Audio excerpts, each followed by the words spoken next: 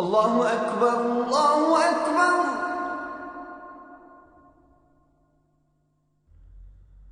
الله أكبر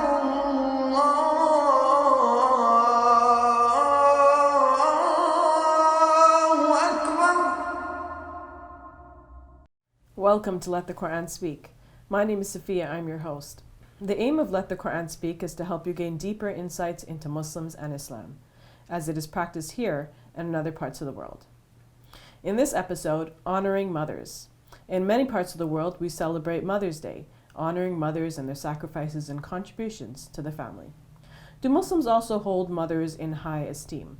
We'll answer that question a bit later in the show. But first, the limits of science.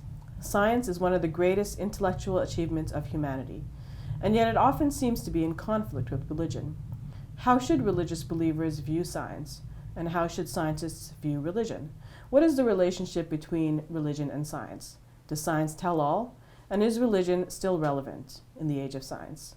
With me to answer those questions, Dr. Shabir Ali, President of the Islamic Information Center. Dr. Shabir, welcome to Let the Quran Speak. Pleasure to be on. Now, what is the relationship between science and religion? In the past, some scientists have said it's one of conflict, that religion and science contradict, they're completely different, and they don't have any relationship with each other.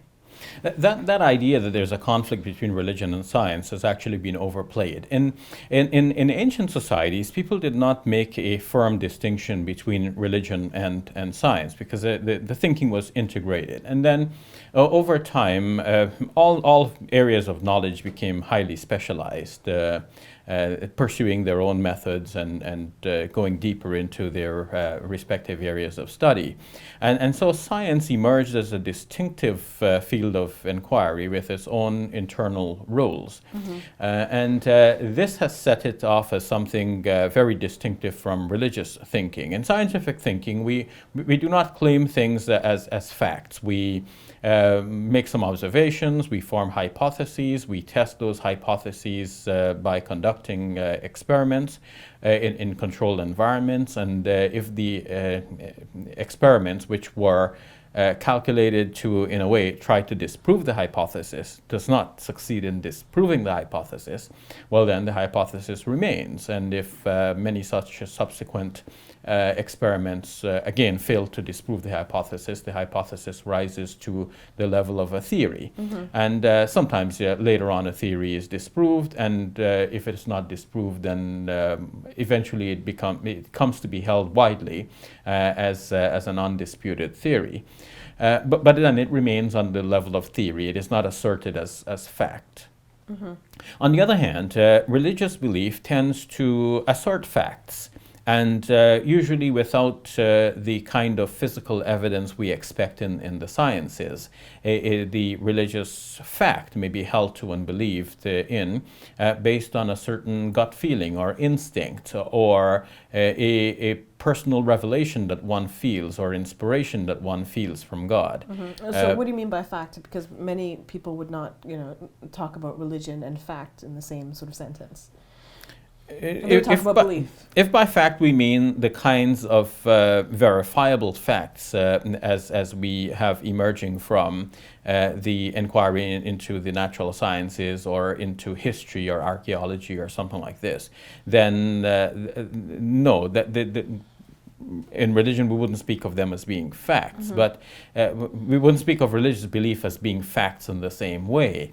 But for a believer, the assertions of faith are equally factual, as are the discoveries in other fields. So when a believer says, for example, that there is only one God, that is asserted as a fact and believed in as a fact, without requiring the kinds of proofs that the facts of science are established by. So this is an entirely different field of inquiry. It is based on spirituality and in revelation from God and in a relationship with God. It deals with metaphysical things, which are not the subject of science the subject of study in the physical sciences. So this would be, I guess, one of the limits of science then. It cannot deal with metaphysical supernatural sorts of things. Yes, and that should not be said to mean that something is wrong with science. In fact, science is great as it is, and it is great for what it does, specifically because it limits itself to a specific field of inquiry in which it can function very well, given its methods. It cannot deal with soul or life after death or the existence of God. So we can't answer the questions, for example, why are we here? What is our purpose in life? That sort of thing. No. That would be Questions about... those are questions that religion would answer. True. Questions about the purpose of our existence, our future existence outside of this physical world, and even the purpose for which we are created. And to add to that, and very importantly so, science cannot make statements about what's right and what's wrong. Even can't make moral judgments. Cannot make moral judgments. You cannot go from the is to ought. Science can only describe what is and how things function, but cannot tell us what ought to be the case.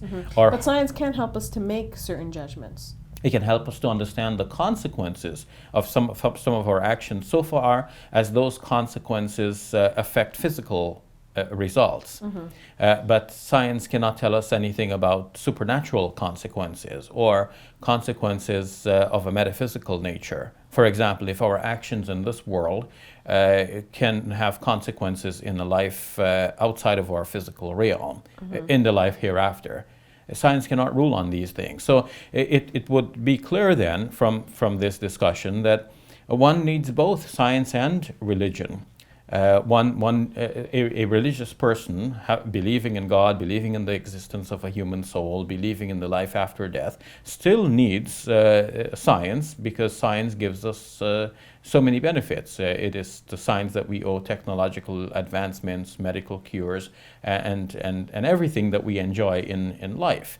Do you think it's possible for belief in God to give you a sort of framework to understand and appreciate science then? Yes, even for the purpose of pursuing science. You see, a lot is taken for granted without the credit being given to a religious framework of thinking. People think, oh, this is a modern age, we just throw off the yoke of religion and we just depend on science.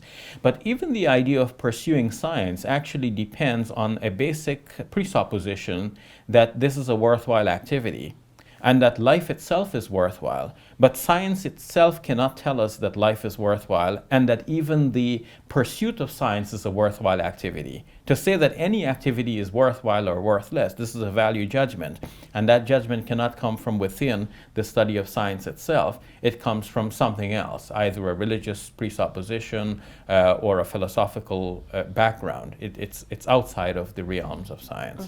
Do you think Islam is unique in its relationship and appreciation of science? In my study of the world's religions, I have this sense that Islam has this unique relationship with science, in that whereas many other religions are plagued by the fact that they depend on very ancient scriptures, the Quranic scripture is relatively new, such that Muslims to this day can have the confidence that they are depending on a scripture that is a revelation from God. Second, many of the ancient scriptures make statements of a bold nature, describing physical phenomena, but in a mistaken manner. And sometimes very key doctrines of faith are based on a pre-scientific supposition of the cosmos. And because science now basically has overturned those ideas of the cosmos, for example, how the world works in relationship to the rest of the universe, the Earth in relation to the sun, the origin of human life, and so on, because science has revised so much of our thinking in all of these respects, if a key component of religious belief is based on the pre-scientific worldview, well then that belief itself becomes questionable in modern times. Whereas from what I understand to be Islam is a set of beliefs and principles that transcends the pre-scientific worldview. Of course, the Quran was communicated 1400 years ago and had to speak in a way that would be understandable to the people to whom the message was first addressed. Yet, the Quranic language is such that A modern person can read the same words of the Quran and see that the Quran actually fits in very well with our modern scientific worldview. All right, we'll leave it at that. Thank you for your time, Brother Shafiq. You're welcome. We'll take a break. When we return, honoring mothers.